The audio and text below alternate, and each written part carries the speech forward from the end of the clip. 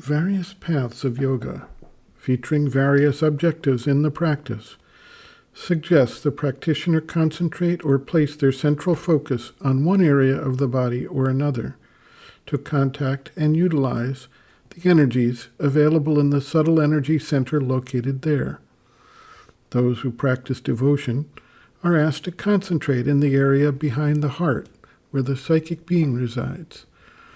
Those who follow the path of knowledge and will generally concentrate in the area of the Ajna chakra, known as the third eye, in the area between the eyebrows.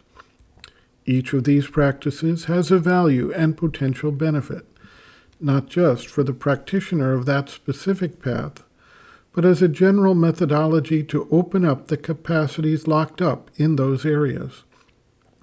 There are times and circumstances for the seeker to explore opening each area, each energy center, and each opportunity as part of human development and as an element in their growth in the yogic process. In a yoga focused on transformation through the advent of the next power in the evolution of consciousness in the manifestation, the area of focus shifts to the opening of the higher realms beyond the mental level, and thus exceeding the limits set by the physical body and its seemingly contained energy set. The practice of shifting the awareness above the crown of the head is, in fact, not entirely new, as certain practitioners of Tibetan yoga were trained in a technique that consecrated the effort to the guru and the lineage, and then visualized the guru above the head, with the lineage sequentially seated one above the other.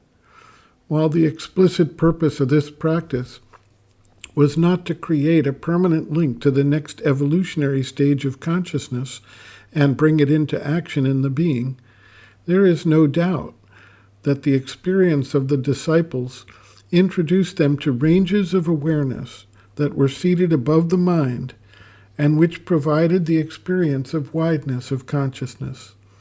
They achieved certain states of liberation, although their objective was not to transform life on earth through the advent of that higher range of consciousness. Sri Aurobindo writes, quote, "It is the aim of the sadhana that the consciousness should rise out of the body and take its station above, spreading in the wideness everywhere, not limited to the body. Thus liberated, one opens to all that is above this station, above the ordinary mind, receives there all that descends from the heights, observes from there all that is below. Thus it is possible to witness in all freedom and to control all that is below and to be a recipient or a channel for all that comes down and presses into the body, which it will prepare to be an instrument of a higher manifestation, remolded into a higher consciousness and nature. What is happening in you is that the consciousness is trying to fix itself in this liberation. When one is there in that higher station, one finds the freedom of the self and the vast silence and immutable calm.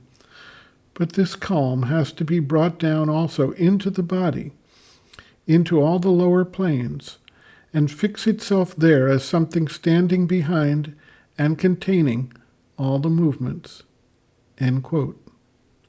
Reference, Sri Aurobindo, Bases of Yoga, Chapter 1, Calm, Peace, and Equality, page 20.